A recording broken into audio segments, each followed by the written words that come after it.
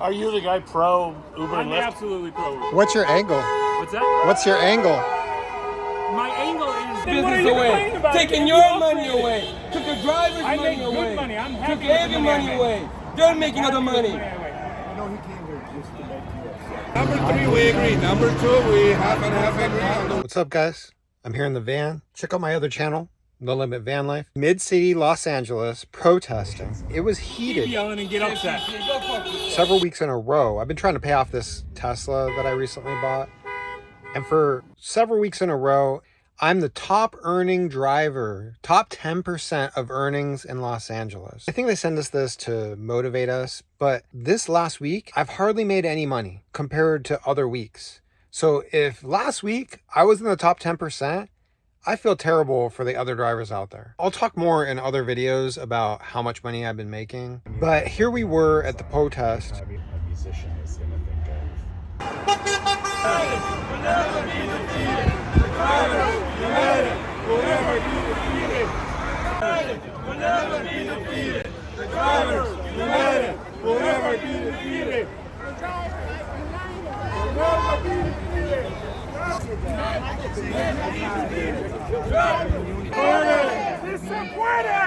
Yes, we can! Yes, we can! You can hide, we can see your pretty side. I'm gonna go get a drink. We gotta stay strong, people. Amen. Free rides. And we're sick of it. We're sick of the companies not caring about drivers and only caring What about are we companies. building? And it's time that they do something. Hey, I've been doing it since 1998. I drove a cab since 1998. I'm still driving. Maybe you should go back and drive again Why? then. I did that, but there's no money because Uber took all the money away. Okay, then Took all the then what are business you away, complaining about? taking You your upgraded. money away, took the driver's I money make good away, money. I'm happy took with the every money I money make. away. They're making other money. You know he came here just to make you upset, right? He's just a dick. Just leave him alone. He's just a loser. I didn't approach anybody. Have I walked up to anybody? No. I stood here and was quiet, and everybody came up and yelled at me.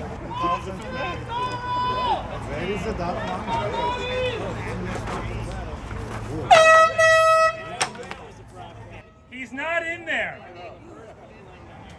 Coward with a mask.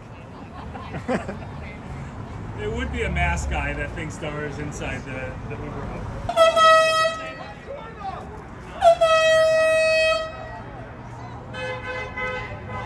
What were you gonna do to that guy, man? I don't know. I was like thinking, it's like this guy doesn't know anything what he's talking about. He's You're making getting money. heated. He was like, dude, I was like, man, Why did you start yelling at him? because he started saying that he's making money. I'm like, no, you're not making money. You're losing money. Well, you know what he didn't tell you? He has a hybrid Sienna. I have a Toyota Prius. But I'm not making any money. He's in San Diego with a hybrid Sienna, He's going far distance.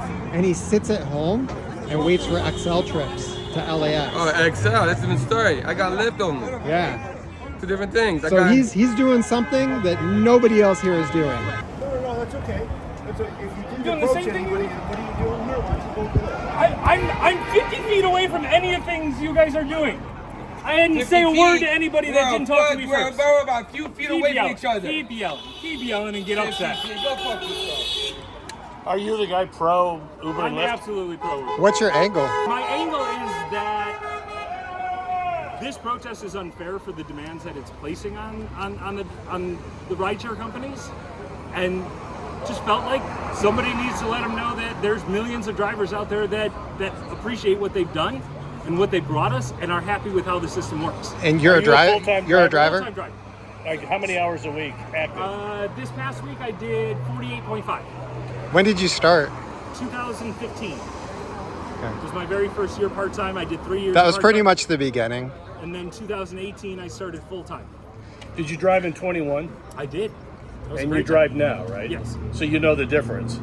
That's Yes. why you got all these people here. Yes, in 2021 we were making a lot of extra money that we wouldn't have been making if there was more drivers. So what's unfair about the demands of Rideshare Drivers United?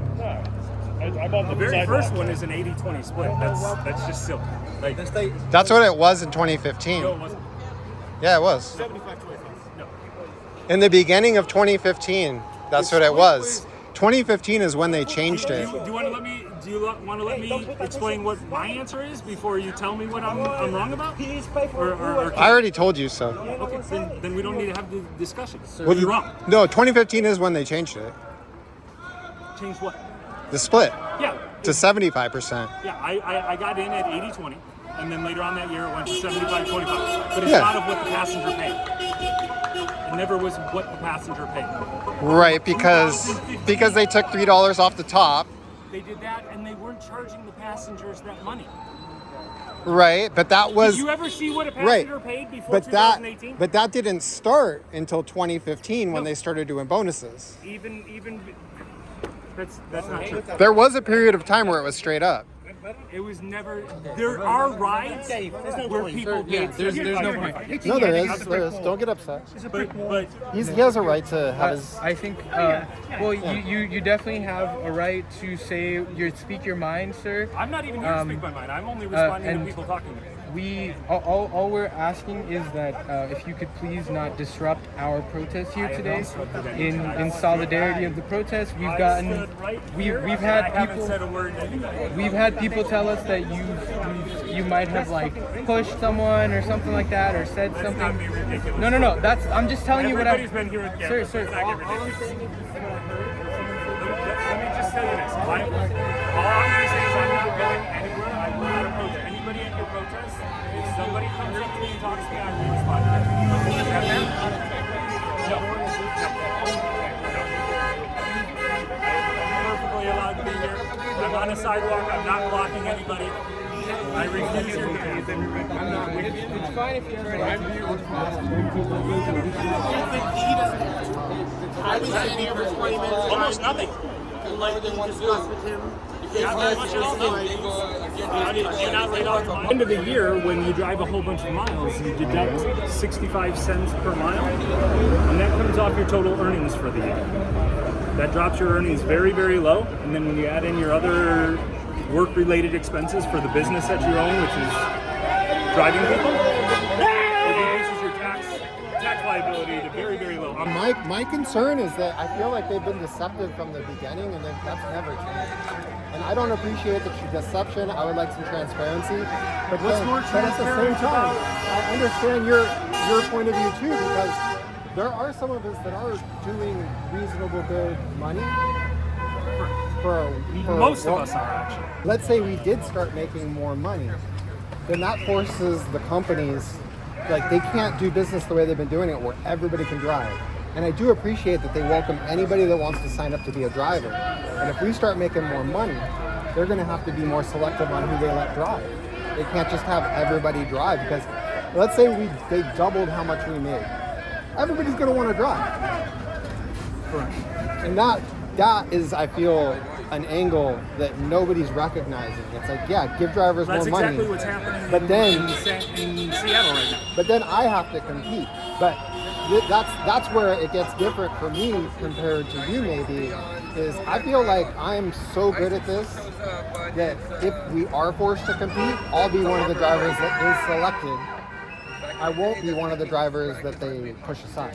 You would hope that, but nobody has the ability to say for sure. I mean, just because you're making good money doesn't mean that they'll see that as a... I'm a 4.98 on Uber, and they deactivated me and wouldn't even tell me why. So it doesn't, like, I say I'm a good driver. The deactivation, like, for everything that's, like, I know you're recording and whatnot, but for out of all the things that are going on, I do support a deactivation system of some sort. It's got to be third party. It's got to be a way for drivers to do instantly, and it is something that's needed. I was just talking to a gentleman over here who's been kicked off for 3 years, and he wasn't given much of an explanation and whatnot. Now that they've changed their deactivation policy, they should go back and they should look at all the old deactivated drivers, and if anybody wants to come back, maybe there's a course they can go through, whatever they have to do. They can bring back drivers who were deactivated several years ago, and I don't think that would be a problem at all. Yeah, it would be fair. Yeah, but then again, there's more drivers for us to compete with. And the more drivers there are that want to do this job, the less we're going to make. That's bottom line. Not always. Well, on some level, yeah. But let me answer that with actual numbers. Since Upfront Fares started, Q2 2022 was when they fully implemented it across the whole country. from there until now, driver earnings, pardon us, as an overall total, are up 60%. How do you know that? You look at their quarterly SEC filings. The aggregate amount of money that goes to the drivers is up over 60% in those 7 quarters. In those same 7 quarters, the gross bookings for Uber and Lyft are only up 51%. So that means drivers are actually outpacing the growth with their earnings, despite the amount of drivers that have been added on. Another statistic, if you go by per driver earnings are actually up. With 6.8 million drivers, they're up versus where they were 2 years ago. I still feel like I'm being deceived. How do you feel you're being deceived? When you get a ping from either one of these companies, they tell you exactly how much you're. Lyft saying that they're going to pay us 70% after expenses. Correct. After external fees. But we're not given any kind of itemization. Let me ask They're you a just question. telling us these are what the expenses are, and we're just supposed to accept that? Yes, kind of. We are supposed to accept it. Doesn't make it right. The fact that they charge each rider a ridiculous amount of money for insurance on each ride, but yet offer us a $2,500 deductible. Now let's talk about it. And I don't think they really know what the expenses are the That's moment why they're I called, that's end why the they're ride. estimated. I don't If you think listen to the interview with David Risher, he talks about how the insurance is finalized after the end of the quarter, and they use that data distributed amongst. They use all the data they have and they make estimations. So no, that ride where it says estimated doesn't necessarily mean that they're charging X amount for commercial insurance on that ride. They may be using that commercial insurance for another when ride. they show you a customer payment, and there are percentages that are broken down of what's taken out of the customer payment, and then what's given you, and there's a customer payment percentage that says on a $75 ride that $8.97 was taken out for commercial insurance, estimated commercial insurance. My question is, if you're charging that much money per ride for commercial insurance for us, why is our deductible $2,500? There's 2 things about that. Number one, the $25. that's not something we could really nail down. The $2,500 deductible isn't that big of a deal. It is when you. It's a when huge you have deal a as minor little fender money bender. as we It make. is when you have a minor fender bender that the damage to your car is less than $2,500, And so it's out of your pocket. and then it's out of your pocket. Okay, so here's the thing. The deductible is only part of the situation if you're at fault. Well, yes. If you're not at Because if we were really running our own business, I'd hope we'd be making more profit. you can choose to get your own Yeah, customers. I could go be an entrepreneur and do something else. No, you But- could do this. You could get your TCP and you could drive customers, book them by yourself. You Okay, can- commercial insurance on that is pretty expensive. Oh, commercial insurance is really expensive, isn't it? But So imagine when you're but a multi-billion-dollar company with 6.8 million drivers, Okay, how well, expensive commercial insurance must be. commercial insurance, every car, like when you're a TCP guy with a fleet, every car that you add to your fleet lowers the insurance per car. But anyways, what I would like to see these companies say is like, hey, you know what? We've been doing this for over a decade. We didn't realize it was going to be so expensive. So we can't give you 20% or 25%. Like, it's just not Can we realistic. circle back to that though? About If the they would just say 25%? that, like, hey, the way we started this, we didn't realize how it was going to end up, and we have to take more money. I'd respect that. But instead, they try to make it seem like they're on our side, and it's like, no, dude. They like, are on your side. I don't see a team effort. I think you have expectations of how it works that aren't the way they perceive it. Because when you look at what Uber But that's what I'm saying. They need to tell us a little bit more about how it they works. have been telling you that. It's kind of your fault and their fault and everybody's fault. Oh, I'm paying attention. So then you've read your terms of service and your contracts every single time? Come on. Okay, I have. Who has time for that? I have. Well, if you're going to run your own business, then you should have time for that. Because since 2015, every single one of them has detailed that they are not a rideshare company. They don't give rides. They don't look at you as an employee. Okay, You're well, separate, different. the law says different. No, it doesn't. Like, is it Prop 22? They've literally paid lawyers millions and millions of dollars to structure the contracts so that it fits the correct business model. You can try, but I don't. No, I try to federal court, no problem. Not everyone is meant to do that.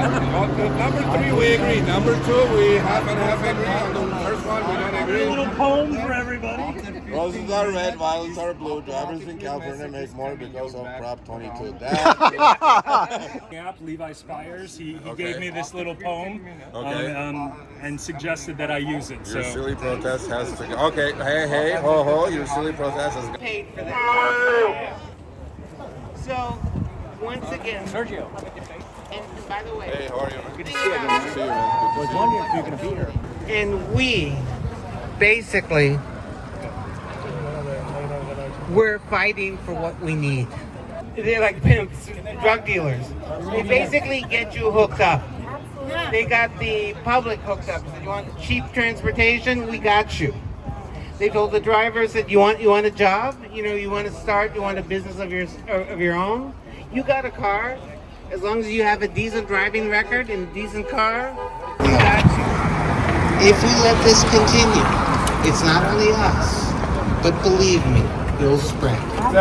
For that wonderful speech. Can we get a round of applause? I don't know why everybody's saying that.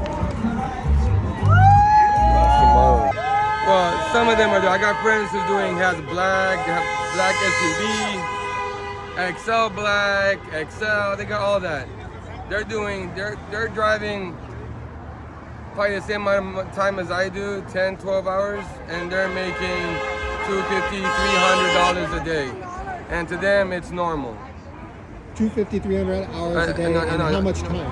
10 hours. 10 hours, no more. That's a lot of work as a black. Well, they're just sitting around doing nothing.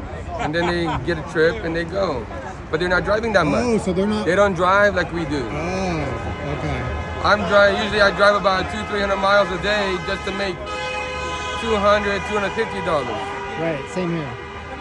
And it's like, 10-hour what day. gives? 10 plus. 12. Sometimes 12, yeah. 12. Yeah. What do you do? What do you do? Until your car breaks down, then what? That's where we're screwed. I'm waiting until that time comes. It's gonna come. It's gonna come around for my car. Me too. Cause I got that Tesla right there. I'll be at the In-N-Out over there with the lecture professor and see. World designers are women, and 95% are white. Well.